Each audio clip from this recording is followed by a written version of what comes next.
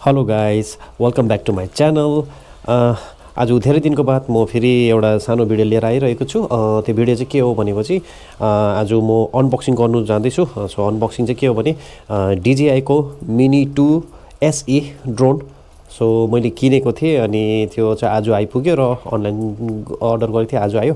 So आज म unboxing गर्दैछु अनि यो भिडियो चाहिँ स्पोन्सर छैन, कुनै पनि त्यो DJI को कुन चाहिँ स्पोन्सर छैन। यो चाहिँ मेरो आफ्नै पैसाले किनेको अनि हजुरहरूलाई म के हुँदो रहेछ है, म त्यो अनबक्सिङ गरेर देखाउँछु DJI मिनी ड्रोनको है।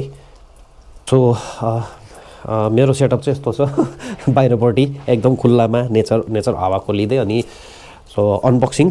सो म अनबक्सिङ गर्नु जाँदैछु आज मेरो यो सानो DJI मिनी 2 SE को सो ड्रोन मैले किनेको थिएँ। यो चाहिँ मैले मिडिया एक्सपर्टबाट किनेको थिएँ। सो है यसको अनबक्सिङ गरौँ है।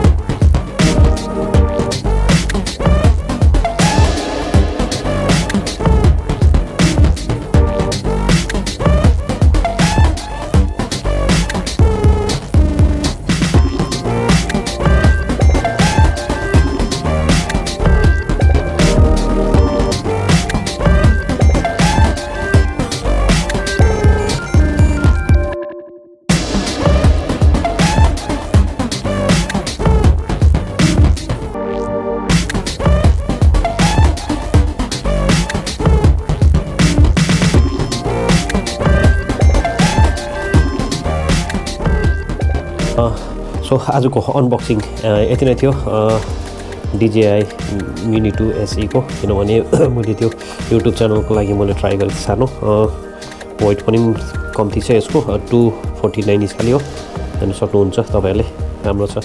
सो हेरौँ, टेस्टिङ चाहिँ बादमा गर्छु, टेस्ट बादमा गरेर तपाईँहरूलाई देखाउँछु है। सो आजको भिडियो यति नै थियो अनबक्सिङको लागि।